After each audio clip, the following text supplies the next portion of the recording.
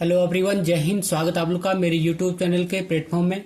आज मैं आपके समक्ष बात कर रहा हूँ वैदिक सभ्यता से संबंधित महत्वपूर्ण प्रश्नों के सेकंड पार्ट के संदर्भ में। यदि आपने इससे पूर्व के वैदिक सभ्यता से संबंधित महत्वपूर्ण प्रश्नों के फर्स्ट पार्ट को नहीं देखा है तो उस पार्ट को भी जरूर देखें। यदि मैं उस वीडियो की लिंक को इस वीडियो की डिस्क्रिप्शन में लिंक कर दूंगा, आप चाहे तो वहां से भी देख सकते हैं। इसी संदर्भ में मैं बात करता हूँ इस वीडियो के महत्वपूर्ण प्रश्नों के संदर्भ में। जैसे कि फर्स्ट क्वेश्चन है, ऋग्वैदिक पानी किस वर्ग के नागरिक थे। सेकंड क्वेश्चन है, पूर्व वैदिक आर्यों का सर्वाधिक लोकप्रिय देवता कौन था। थर्ड क्वेश्चन है, वैदिक काल की दो विदुषी महिलाएं कौन थी। फोर्थ क्वेश्चन है, उत्तर वैदिक काल में समाज कितने वर्णों में विभाजित था। और फिफ्थ क्वेश्चन है, तमसोर माँ ज्योतिर्गमय कथन कहाँ से लिया गया है। जैसे महत्वपूर्ण प्रश्नों के संदर्भ में मैं आपसे इस वीडियो के माध्यम से बात करूंगा, इसलिए इस वीडियो के महत्वपूर्ण प्रश्नों को जरूर देखें। इसी पॉइंट के साथ मैं अपने वीडियो को स्टार्ट करता हूँ। और वीडियो का फर्स्ट क्वेश्चन है, वैदिक युग की शासन प्रणाली क्या थी। तो आंसर है गणतंत्र अर्थात गणतंत्रात्मक। क्वेश्चन नंबर सेकंड है, आर्यों का मुख्य व्यवसाय क्या था। तो आंसर है पशुपालन, क्योंकि ऋग्वैदिक काल में वर्ण व्यवसाय के आधार पर निर्धारित किए गए थे। क्वेश्चन नंबर थर्ड है, पूर्व वैदिक आर्यों का सर्वाधिक लोकप्रिय देवता कौन था। तो आंसर है इंद्र। इंद्र को पुरंदर या किलों को तोड़ने वाला अर्थात शक्ति का देवता कहा गया है। ऋग्वैदिक काल में इंद्र के लिए 250 श्लोकों का वर्णन किया गया है और इस काल में आर्यों का प्रिय पशु घोड़ा था। क्वेश्चन नंबर 4 है, ऋग्वेद में उल्लेखित प्रसिद्ध 10 राजाओं का युद्ध किस नदी के किनारे लड़ा गया था। तो आंसर है पुरुषुणी नदी के किनारे। क्वेश्चन नंबर 5 है, किस नदी को ऋग्वेद में मातेतमा, देवीतमा एवं नदीतमा संबोधित किया गया है। तो आंसर है सरस्वती नदी को। और ये क्वेश्चन मोस्ट इम्पोर्टेंट है। क्वेश्चन नंबर 6 है, प्रारंभिक वैदिक काल में गोधूली का उपयोग किस रूप में किया जाता था। तो आंसर है समय के रूप में। क्वेश्चन नंबर 7 है, उपनिषद काल में राजा अश्वपति किस स्थान के शासक थे। तो आंसर है कैकेयी स्थान के। क्वेश्चन नंबर 8 है, आरंभिक वैदिक साहित्य में सर्वाधिक वर्णित नदी है अर्थात सर्वाधिक वर्णित नदी कौन सी थी। तो आंसर है सिंधु नदी। क्वेश्चन नंबर 9 है, ऋग्वेद में गंगा नदी का उल्लेख कितनी बार हुआ है। तो आंसर है मात्र 1 बार, जबकि यमुना नदी का उल्लेख 3 बार हुआ है। और ये दोनों क्वेश्चन एग्जाम पर्पस की दृष्टि से मोस्ट इम्पोर्टेंट है। क्वेश्चन नंबर 10 है, वैदिक नदी कुंभा का उद्गम स्थान कहाँ है। तो आंसर है अफगानिस्तान में। क्वेश्चन नंबर 11 है, वैदिक देवताओं का पुरोहित किसे माना जाता था। तो आंसर है बृहस्पति को। क्वेश्चन नंबर 12, वैदिक काल में जीवन भर अविवाहित रहने वाली महिलाओं को क्या कहा जाता था। तो आंसर है अमाजू। क्वेश्चन नंबर 13 है, वैदिक काल में 2 विदुषी महिलाएं कौन थी अर्थात 2 विद्वान महिलाएं कौन थी। तो आंसर है अपाला और घोषा। और इस काल में बाल विवाह एवं पर्दा प्रथा का प्रचलन नहीं था और स्त्रियां भी शिक्षा ग्रहण करती थी। क्वेश्चन नंबर 14 है, ऋग्वैदिक पणि किस वर्ग के नागरिक थे। तो आंसर है व्यापारी, क्योंकि व्यापार वाणिज्य प्रधान तो पणि लोग ही करते थे। ऋग्वेद में पणि शब्द का उल्लेख कई स्थानों पर हुआ है। पणि ऋण देते थे तथा ब्याज बहुत अधिक लेते थे। उन्हें बेकनाट या सूदखोर कहा गया है। क्वेश्चन नंबर 15 है, किस वेद में सभा और समिति को प्रजापति की 2 पुत्रियां कहा गया है।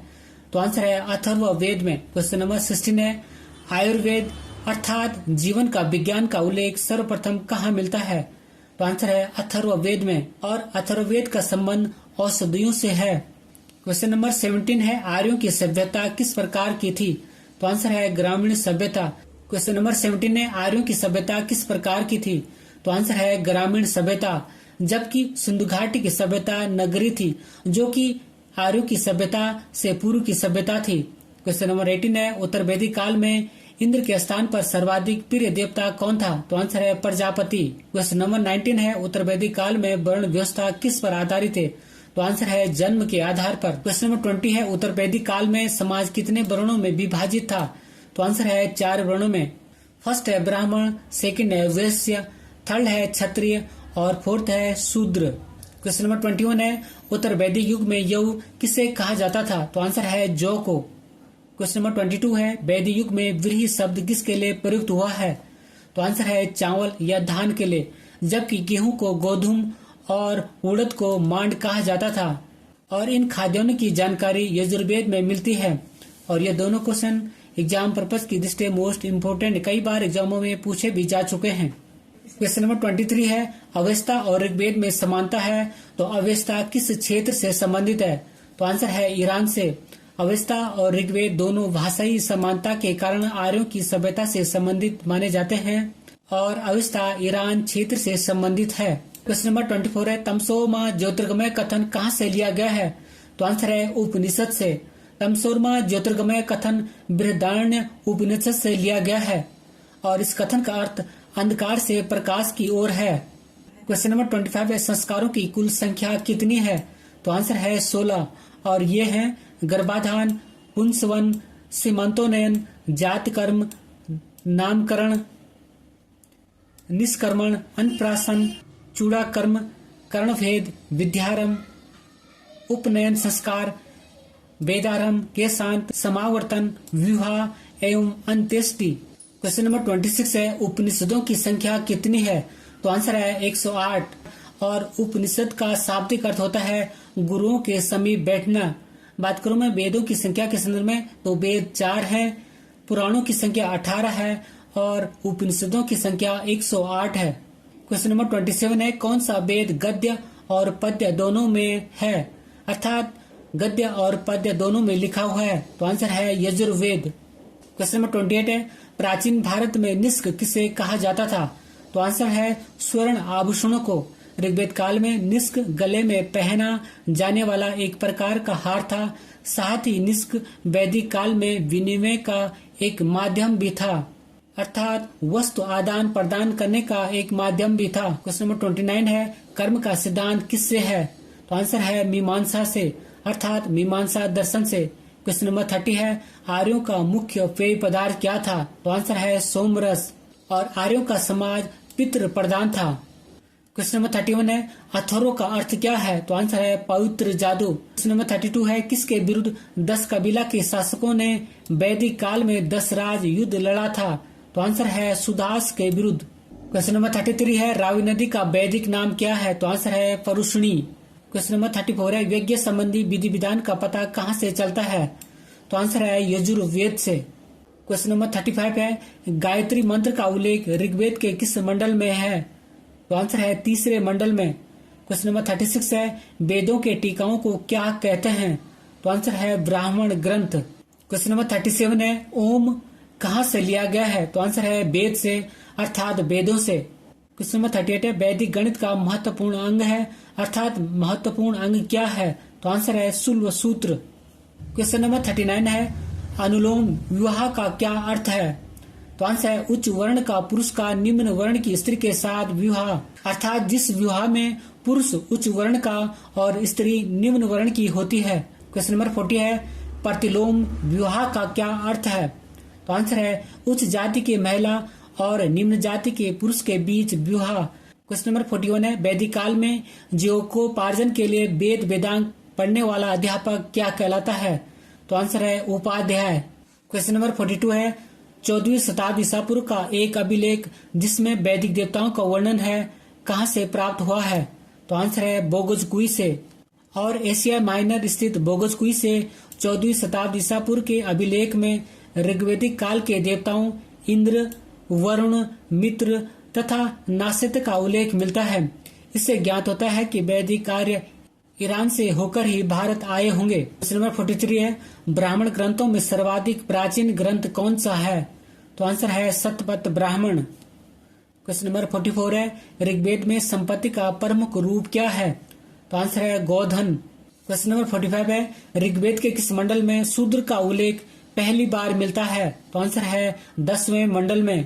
क्वेश्चन नंबर 46 है, धर्मशास्त्रों में भू राजस्व की दर क्या है?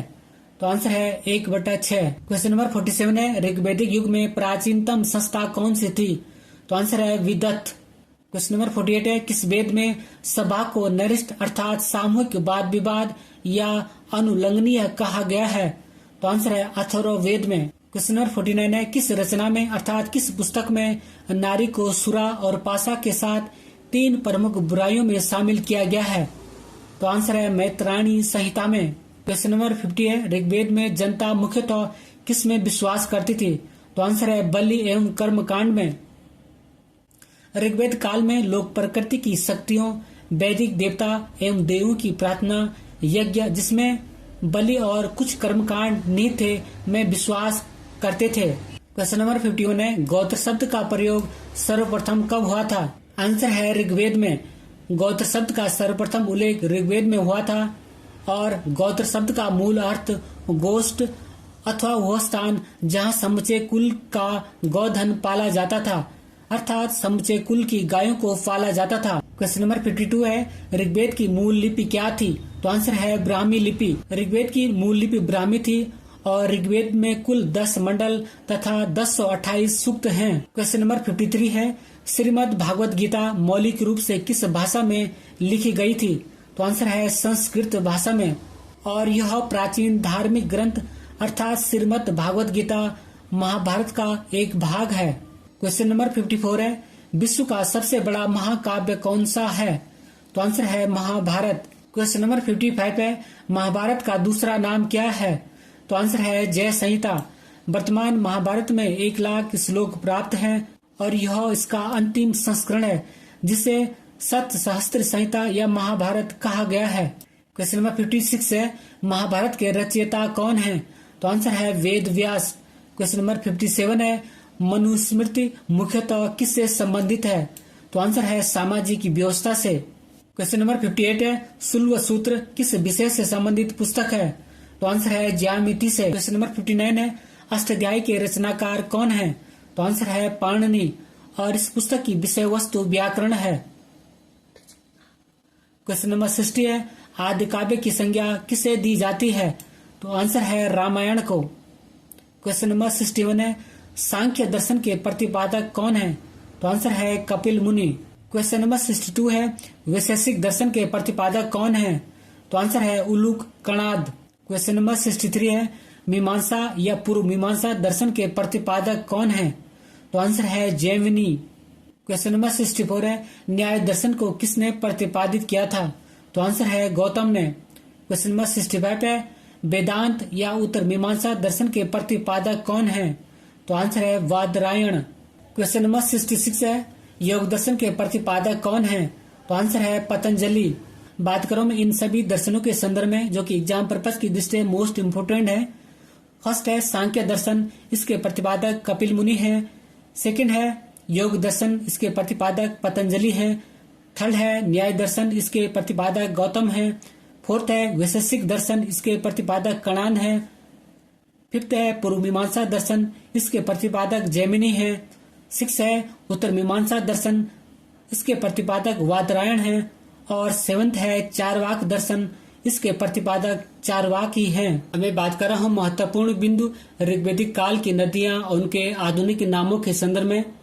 तो फर्स्ट है अस्कनी नदी, इसका आधुनिक नाम चिनाव नदी है। सेकंड है विपाशा नदी, इसका आधुनिक नाम ब्यास नदी है। थर्ड है फरुसुणी नदी, इसका आधुनिक नाम रावी नदी है। फोर्थ है बितस्ता नदी, इसका आधुनिक नाम झेलम नदी है। फिफ्थ है कुंभा नदी, इसका आधुनिक नाम काबुल नदी है। सिक्स है गोमती नदी, इसका आधुनिक नाम गोमल नदी है। सेवंथ है सुवास्तु नदी, इसका आधुनिक नाम स्वात नदी है। एट्थ है सदानीरा नदी, इसका आधुनिक नाम गंडक नदी है। नाइन्थ है सुतुद्री नदी और इसका आधुनिक नाम सतलज नदी है। 10th है दृशदती नदी, इसका आधुनिक नाम घग्गर नदी है।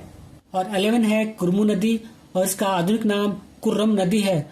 और यह क्वेश्चन कई बार एग्जामों में पूछा जाता है नदियों के प्राचीन नाम और उनके आधुनिक नाम के संदर्भ में। अब मैं बात कर रहा हूँ अन्य महत्वपूर्ण बिंदु ऋग्वेदिक कालीन देवता और उनके संबंधों के संदर्भ में। जैसे कि फर्स्ट है इंद्र देवता, तो इनका संबंध युद्ध एवं वर्षा का देवता से है। सेकंड है अग्नि देवता, ये देवता एवं मनुष्यों के बीच मध्यस्थ देवता हैं। थर्ड है वरुण देवता, इनका संबंध पृथ्वी एवं सूर्य के निर्माता, समुद्र का देवता, विश्व का नियामक एवं शासक, सत्य का प्रतीक, ऋतु परिवर्तन एवं दिन रात का कर्ता से है। फोर्थ है धो देवता, तो इनका संबंध आकाश का देवता से है। फिफ्थ है सोम देवता, इनका संबंध वनस्पति देवता से है। सिक्स है उषा देवता, तो इनका संबंध प्रगति एवं उत्थान देवता से है। 7th है आश्विन देवता, तो इनका संबंध विपत्तियों को हारने वाले देवता के रूप में है। 8 है पूषण देवता, तो इनका संबंध पशुओं का देवता से है।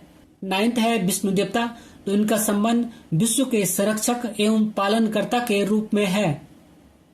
और 10th है मरुत देवता, तो इनका संबंध आंधी और तूफान देवता के रूप में है। इसी नोट के साथ मैं अपने वीडियो को समाप्त करता हूं और वैदिक काल से संबंधित महत्वपूर्ण प्रश्नों के फर्स्ट पार्ट को जरूर देखें। यदि आपको मेरा वीडियो का कंटेंट पसंद आए तो वीडियो को लाइक करें, शेयर करें और यदि चैनल पर नए हैं तो चैनल को सब्सक्राइब करें, जिससे मेरे आने वाली वीडियो का नोटिफिकेशन आपको मिलता रहे। Thank you for watching. God bless you. जय हिंद।